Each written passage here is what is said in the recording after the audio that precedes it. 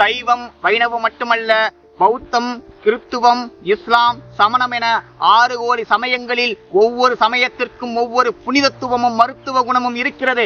இவை ஒவ்வொன்றையும் நம் உடலில் அணியத் தொடங்கினால் நம் உடலில் இடம் போதுமா என்று நாம் தான் சிந்திக்க வேண்டும். நல்லா புரிஞ்சுக்கணும். சுத்த சன்மார்க்கம் என்பது ஆன்மாக்கள் ஆண்டவனாகின்ற மார்க்கம்.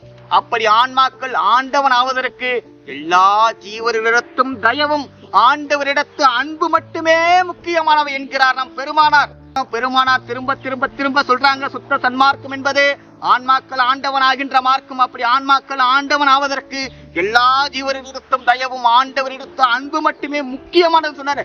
இந்த முக்கியமானது மட்டும்தான் நம்மளுடைய சிந்தையில, நம்மளுடைய எண்ணத்துல, நம்மளுடைய உள்ளத்துல இருக்கணும். இதை தவிர வேறு எதுவும் இருக்கக்கூடாது. அப்படி இருந்தால் சமய மதவாதிகளிடம் நாம் சிக்கிக் கொள்வோம் என்பதை நாம் மறந்துவிடக் கூடாது. அப்புறம் இன்னொரு முக்கியமான விஷயம், பணம் கொடுத்து இந்த சுத்த மாட்டு சாணத்தை நாம் வாங்குவதை விட அந்த பணத்தை வைத்து 4 இட்லி வாங்கி பசித்த ஏழையின் பசியை நீக்கி விடலாம். அந்த ஆன்ம நிகழ்ச்சியால் ஆண்டவனின் அருளை அடையலாம்.